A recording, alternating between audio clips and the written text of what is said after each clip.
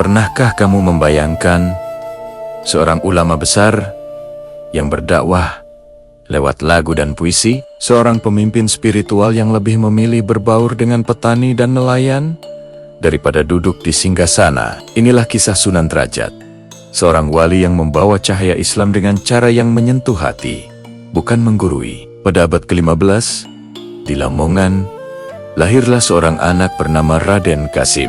Ia adalah putra dari Sunan Ampel, salah satu wali penyebar Islam yang paling dihormati. Tumbuh di lingkungan yang religius, Raden Kasim sejak kecil sudah menunjukkan bakat luar biasa dalam ilmu agama dan seni. Namun, hatinya tidak pernah jauh dari rakyat jelata. Ia sering berjalan-jalan ke sawah dan pasar, mengobrol dengan orang-orang biasa, dan mendengarkan keluh kesah mereka. Dari perbincangan itulah, Raden Kasim muda menyadari sebuah kenyataan pahit. Banyak masyarakat yang merasa ajaran Islam terlalu rumit dan jauh dari kehidupan mereka sehari-hari. Timbullah sebuah keyakinan kuat dalam dirinya. Dakwah harus bisa merangkul, bukan menciptakan jarak. Islam harus menjadi sahabat yang membimbing, bukan hakim yang menghakimi. Inilah titik awal perjalanan dakwahnya yang unik dan penuh inspirasi. Ketika dewasa, Raden Kasim, yang kemudian dikenal sebagai Sunan Derajat, mulai menyebarkan ajaran Islam dengan metode yang tak biasa. Ia tidak hanya berceramah di mimbar, tapi ia mengubah pesen-pesen moral dan hikmah ke dalam bentuk tembang atau lagu-lagu sederhana yang diiringi gamelan. Lirik-liriknya mudah diingat, melodinya akrab di telinga, dan isinya syarat dengan nasihat kehidupan. Orang-orang berbondong-bondong datang bukan hanya untuk belajar agama, tapi juga untuk menikmati seni yang menenangkan jiwa. Salah satu ajarannya yang paling terkenal adalah Pepali Pitu, atau 7 ajaran utama. Ajaran ini berisi filosofi hidup yang sangat relevan, seperti saling menolong sesama, menghormati orang tua, dan selalu berbuat baik. Misalnya, ajaran M.N.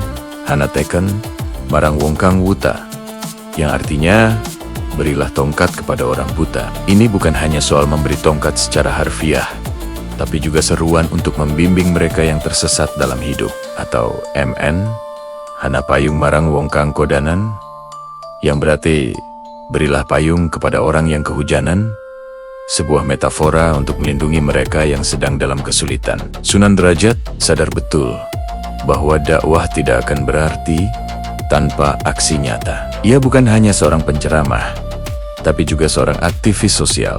Ia mendirikan sebuah pesantren di Desa Derajat, Lamongan, yang menjadi pusat pendidikan gratis bagi anak-anak dari keluarga kurang mampu. Di sana, mereka tidak hanya belajar mengaji, tapi juga keterampilan hidup. Sunan Derajat mengajarkan para petani cara bercocok tanam yang lebih efisien, memberi bimbingan etika berdagang kepada para pedagang kecil, dan menjadi garda terdepan saat masyarakat dilanda bencana atau kelaparan. Baginya, Islam adalah tentang kepedulian. Setiap butir nasi yang dibagikan, setiap ilmu yang diajarkan, dan setiap pertolongan yang diberikan adalah bentuk ibadah yang sesungguhnya.